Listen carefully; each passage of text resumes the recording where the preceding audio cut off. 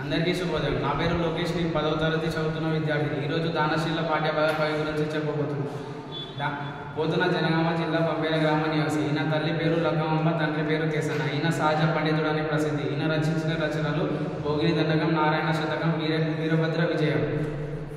తన భగవత్ పురాణాన్ని శ్రీరామచంద్రుడికి అంకితం చేశాడు. శబ్దాలంకార సొగసుతో భక్తి రస ప్రాధాన్యంగా ఇతని రచనలు సాగుతాయి.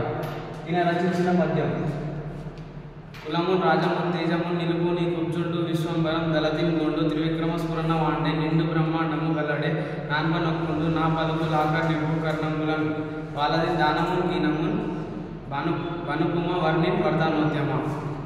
దాని భావం: దాతల గొప్పవాడ ఓ బలి చక్రవర్తి, నీ కులాన్ని నీ రాజ్యాన్ని పరక్రమాన్ని నిలుపుకో. ఈ పొట్టివాడు విష్ణువు కొంచెం మాత్రం తీసుకొని పోయేవాడు కాదు. 3 అడుగులతో 3 లోకానికి వచ్చే త్రివిక్రమ రూపాన్ని పొందుతాడు. బ్రహ్మాండం అంతా నిండిపోతాడు. ఎవరైనా ఇతన్ని ఆపగలరా?